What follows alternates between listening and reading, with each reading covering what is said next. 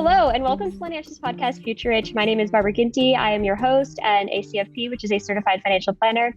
And I'm so excited to have my guest today, Nadya. Hi, Nadya. Hi, thank you so much for having me. Thank you for joining. So our listeners know I saw you speak the other week at a conference, and I was just absolutely blown away with what you've built and how you've done it.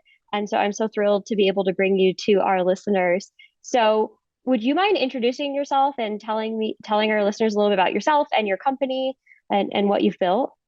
Yeah, so I'm Nadia, and I'm currently focusing on August, which is a lifestyle period brand. We make more sustainable versions of tampons and pads that actually work and are more comfortable and absorbent and sustainable. And we launched a little over a year ago, and yeah, it's been really fun. Before that, I was running a nonprofit called Period that was a lot more focused on the direct service period poverty route. So tell me a little bit about period poverty. I think obviously I grew up in a privileged environment, so that was something that never occurred to me. And so I heard you speak about it. So why don't you educate our listeners on period poverty? Period poverty is just not being able to afford access to period products. So, just as we think about being able to afford access to other necessities, whether that be shelter and water and food, period products are also necessities. So things that people need, regardless of what their socioeconomic status is. And yeah, so for me, like I learned about period poverty when I was 16. It wasn't something that I was personally experiencing, but something that I grew to care deeply about, especially as my family was experiencing, having to have these harder conversations about what were necessities and what weren't necessities. And period poverty is exacerbated by the fact that we live in a society that barely talks about periods, doesn't acknowledge, the need for period care as like a right. And in many ways, furthered by certain legislation like the tampon tax, it's actually doing quite the opposite of not prioritizing it as a natural need. Right. Because when you have your period, you like have to have products. And so yeah. it's not it's definitely a need and not a want. Like it happens Yeah. every month and there's nothing you can do about it. And so one thing I learned when we at this conference was that period products are actually not provided in jails, so that you have to buy them. Yeah.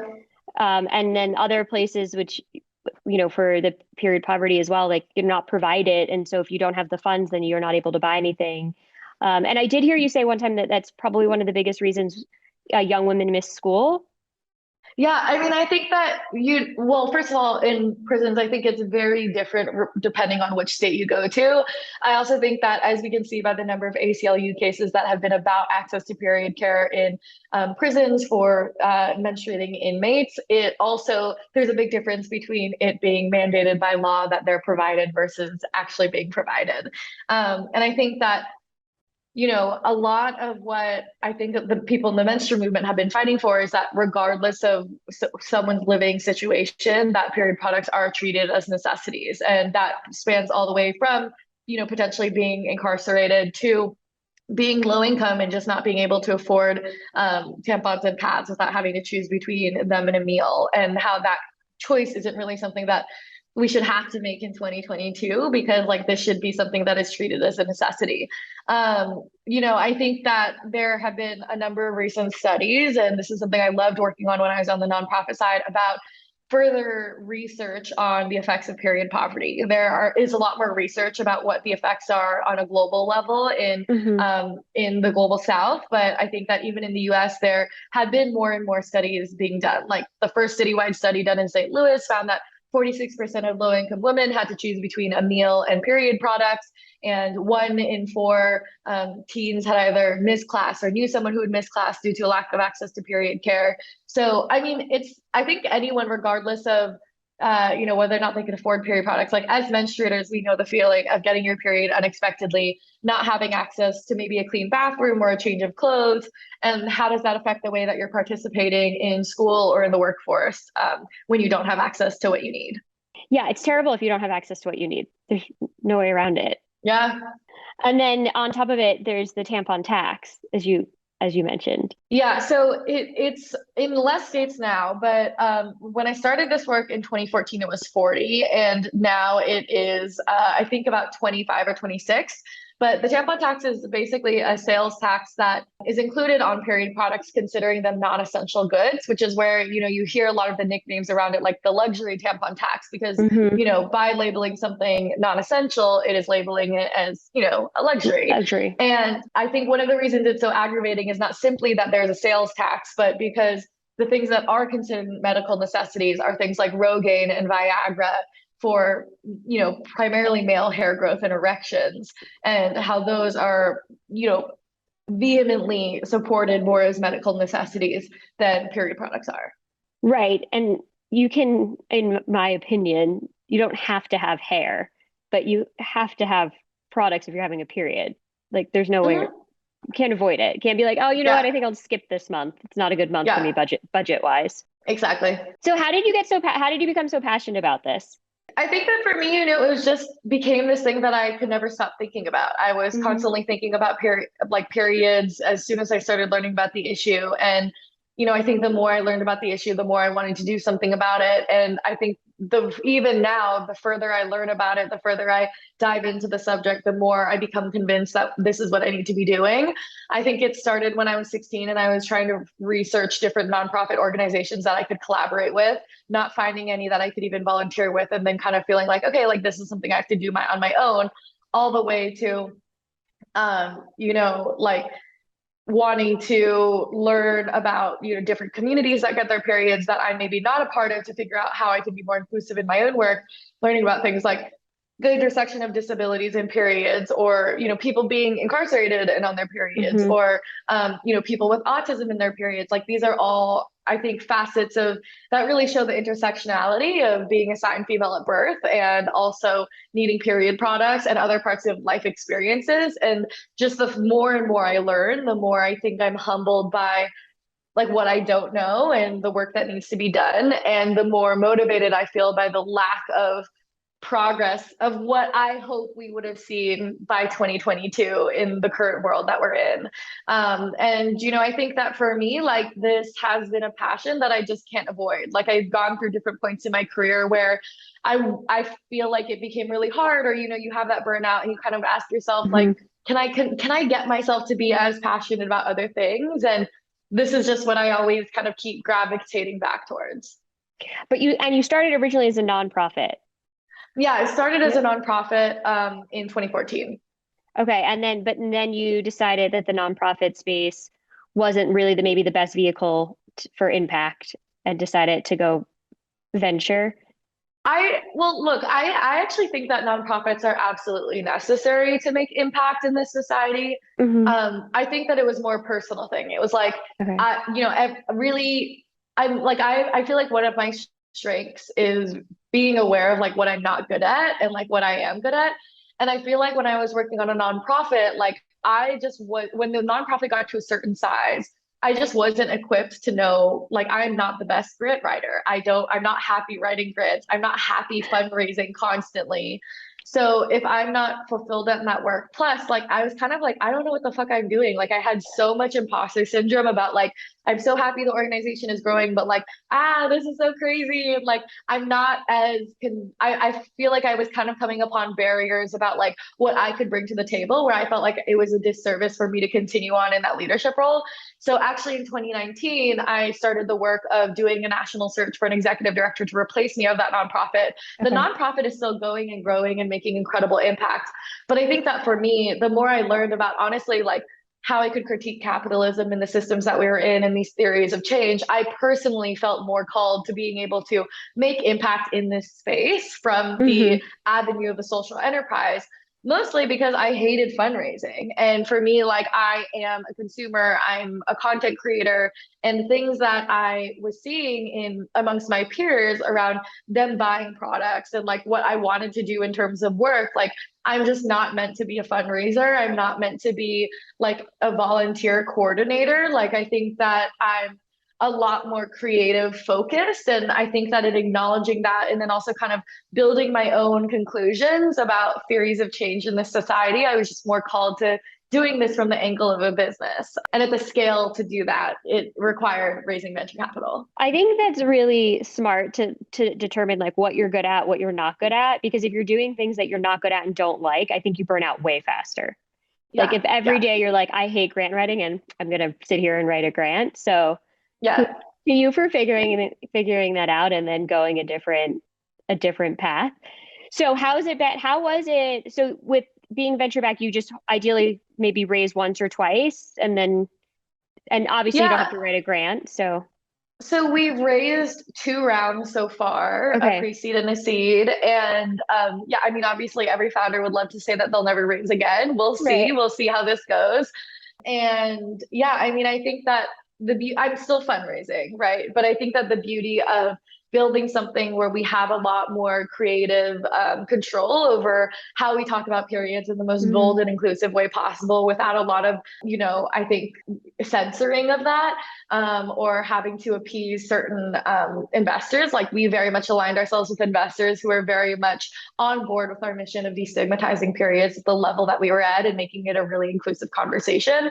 But I also think that like I very much on the nonprofit side found myself on the product focused side of the work, right? Which is let's move millions of units of period products a year to get people period products. So naturally, I think in working a lot with the products, working a lot with the brands, I think the part of my interest in sustainable period care became further and further illuminated because I was in conversations about how most pads take 500 to 800 years to decompose, right. and that's ridiculous. And That's crazy. And that's because they're made of how many plastic bags did you well, say? like the average maxi pad has enough plastic for 3 to 5 plastic bags, right? And so I think We like just have to, can we as take a pause and just say that's insane? Like yeah, how is that not like the number one thing? But I mean, period poverty is real and something that we need to address. But also besides having, not having access, like we're damaging the earth every time we yeah, use a maxi yeah, pad. yeah. And I think that's something where that is something I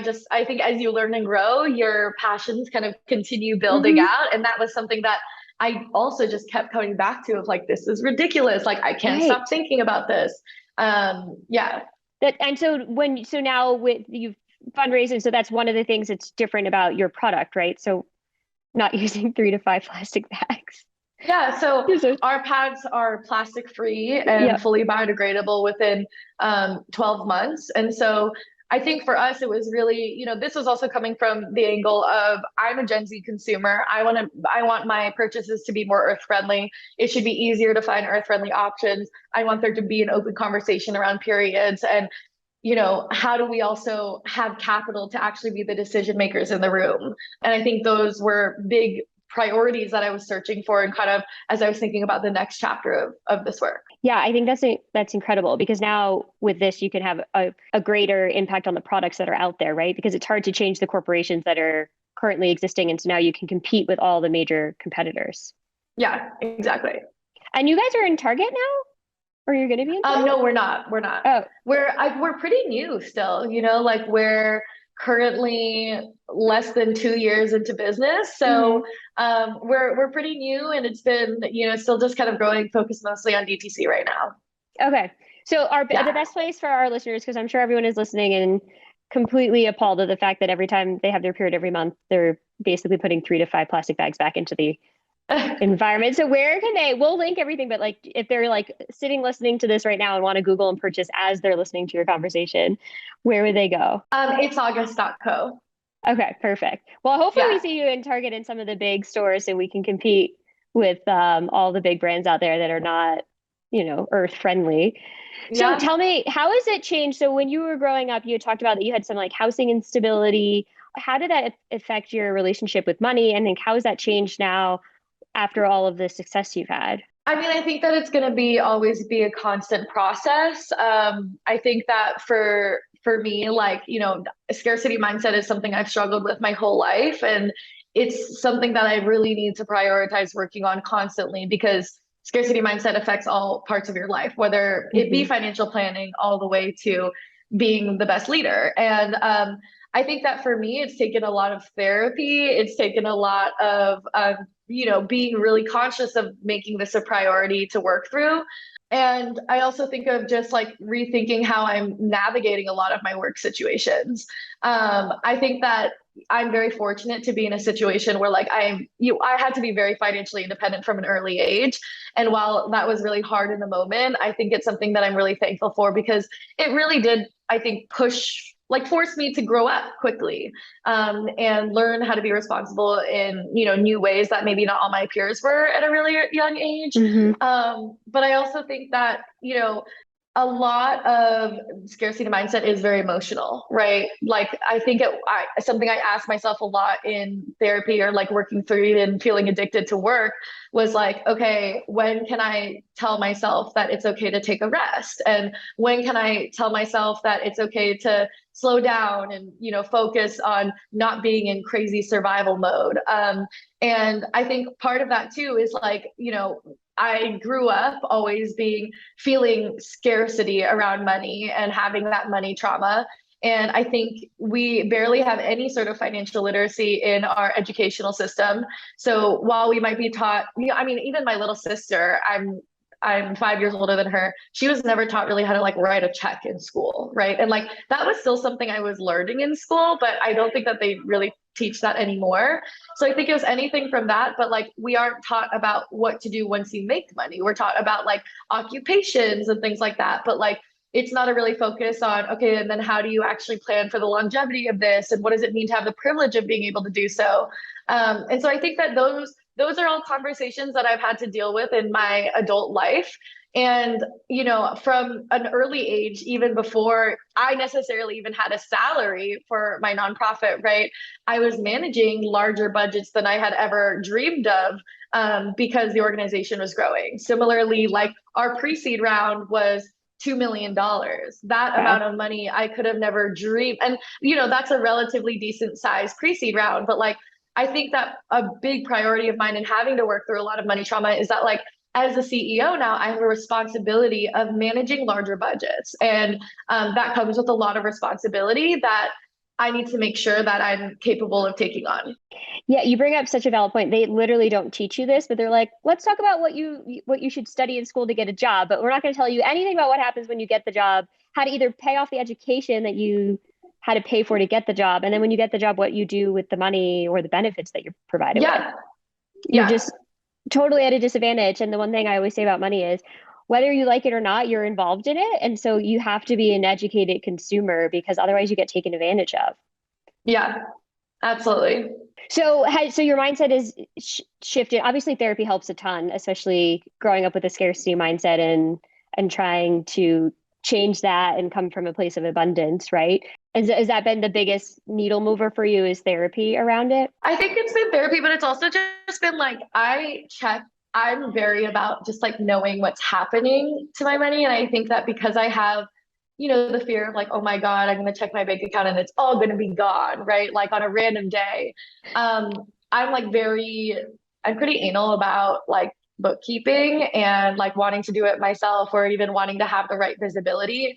And I think that gives me a lot of peace of mind. I think a lot of it is also education around it. Like I love listening to podcasts about it. I'm very skeptical about things like crypto, immediately. And I think that for me, I really like to push myself to do more learning about it as there's more conversation happening about it because I recognize that it's important to know. And, I think that I've had a different relationship with like even the idea of wanting to make money. And I think part of my own like journey of finding success has also been like getting comfortable with admitting that I want to make money. Like I want to be comfortable. And the things that bring me joy, by the way, are like traveling. I love eating. I love eating out. And these are all things that cost a lot of money in this society. Like travel is very expensive. And so I think that a lot of what my, even kind of like own self-education is like, well, in like more of like the sex positive world, it's called pleasure research. And that's kind of what I do in terms of my own financial well-being is like, what brings me that joy? Like, what do I want to spend my money on in the long term? How much do I need to have in reserves for me to feel comfortable and like I'm going to be okay even if something goes bad? What does my rainy day fund actually look like? Do I need to have a rainy day fund? How do I know what situation my family is in so that I can be a rainy day fund for my family if anything goes wrong. And I think those are things that I have anxiety about, and the way that I calm a lot of that anxiety is honestly planning. Like I'm really, even in my own day-to-day life, I love to-do lists and I love, doing that planning. And so, yeah, I'm a big planner. I love to hear that. That is music to my ears. And also the fact that you educate yourself about it, I think is so important because no one ever cares as much about your money as you do, no matter what they Yeah. say. So super important to be Yeah. educated. But I think as women, we should be empowered to say we want to make money because men always say that. They always want to make more Yeah. money. They're always very transparent about how much they make and what their bonuses are. And that's one of the whole reasons I do the podcast, because I feel like women don't talk about money enough. They talk about everything Yeah. else. Well, except for, I would say, periods, which you are the front runner on that, making sure that people are comfortable talking about also, period and period products. But money has always been this taboo topic, which I don't think it should be, because I think the more we talk about it, the more we bring each other up. And I think there's Yeah. nothing wrong with wanting to make money and wanting to provide for yourself and your family and whatever your goals are. Yeah, and I think historically, I mean, literally the way the US history itself has been built, right, is like by not having women be financially independent, and how those barriers like limit the freedom financially in a capitalist system, being able to support ourselves. So yeah, I think that the more and more I study or learn about that, the more it becomes possible. Oh, absolutely. So are there any, I normally ask this at the end, but are there any books or podcasts that you've used that have been very helpful? I think that there's been more books on like abundance mindset. I Mindset? think that another thing is like pleasure activism is one of my favorite books. And I think that of like talking about investing in what brings you joy, I think has been Hmm. really, really helpful as well. I think it's also just been like having conversations like with friends who are wealth managers or planners, and like kind of doing my own research and reading, and I mean listening to like Planet Money and things like that, just like basic learnings that I can take on as well. And when have you been doing this? Have you been like pulling your sister into it, your younger sister? Yeah, I mean, my youngest sister especially, who also has this like, part of her is making money like her as herself as a financially independent like influencer, doing a lot of kind of back and forth and discussion there, kind of like trying to share whatever wisdom I possibly could have with her as much as I can. I ask because we bring on one of our regular guests is my sister who uses a fake name, Natasha, so that she's not exposed for work. But Yeah, I use her as an example because she's super smart. She's an attorney, but when it comes to money, it is not her forte. So she comes on and yeah. asks questions just to try and break down that barrier that you can be super intelligent, super successful, and still have a hard time with money and some of these concepts. Yeah, yeah, no, it can be really intimidating, and I think that that's something to be very like realistic about too. Yeah, absolutely. So tell a lot of our listeners are really into side hustles or starting their own businesses as entrepreneurs. What would your advice be for our listeners who are looking to to start a business, whether it be bootstrap or go and raise the money? Because it's very impressive you went and raised 2 million for your seed round. Yeah, so that was also our pre-seed round, so our I smaller was round. pre-side. Yeah, okay. But I think that the biggest thing is like having the right team. I think that I'm very thankful to not be alone in this. Like I have a great co-founder, I have the most incredible mentors, and I think that like I have borderline personality disorder, which means that like imposter syndrome is like a pretty intense part of my diagnosis. And I think that in acknowledging that, it kind of becomes a like a positive thing, because I'm able to really like surround myself with people who I really look up to in terms of their wisdom and their experience. And I think that's one of the ways that I really like work through imposter syndrome, is like I don't have answers and I don't feel like I know what I'm doing, so I can surround myself with people who are. And I think that that's been really, really, really powerful in that. Yeah, having the right team around you to help. Yeah, exactly. Absolutely. And then how are you balancing it all? Because I would like to, we haven't touched on this, but you do about 50 social media videos a day, right? I try to, yes. Which is like, I am very inspired by that because that feels like an overwhelming number. Yeah, it's a lot, but at the same time, like I love making videos. Like I have so much fun with it. I love the community that I found online. And I think that the more I do it, the more I like get the hang of it. And so it's honestly just been really chill, like really fun, and yeah, it's been good. Amazing. Oh, I think we'll use that for motivation Yes. to do more videos. And so what are your, I guess we'll round it out with what are your future goals for the business and for yourself personally? Well, I do want to see August move into retail soon. I think that like I love running a direct to consumer company, but people primarily don't get their period products directly, in that way. So I hope that we can kind of keep growing to be as accessible as possible. And I think that means, getting into where people are finding their period products in the first place. Hmm. So I think that's been a huge part of it. I would also say that, for me, like I really hope that I'm able to kind of keep up sleeping 8 to 10 hours a night. Like I get very excited about different things that I'm working on, like my book, podcast, and I think that I can get distracted easily. And so I hope I can continue focusing in every way. Right. So that's one of your goals, 8 to 10 hours a night, right? Yeah, absolutely. I am right there with you. I think sleep is one of the most important things you can do. Yeah, yeah, you need it. Yeah, I was told by somebody that you can train yourself not to sleep, like to function on 6 hours. And I was like, why? Like, why would you train yourself to do that? I think for years I trained myself to be on very little sleep, but I think I'm paying the price now. Yeah, I think sleep is a great goal. Well, Nadia, let me try and do a quick video. We'll say, so then because we're gonna post this on YouTube as Yeah, well. So let's see if I can actually do one. I'm yes, you inspired. should. I'm inspired by your, okay. Hi. This is our Hi. we'll do a little promo. So if you're listening to the podcast, you can check us out on YouTube and we will link your at it's August where you can buy your products directly from you and have a better impact on the earth because there'll be no plastic in it. And anything else our listeners should know? Check out August, subscribe to August, and follow us at TikTok. Amazing. Thank you for coming on. I super appreciate it. It was a pleasure, and we'll link everything in the show notes. Awesome. Thank you so much. Yeah, absolutely.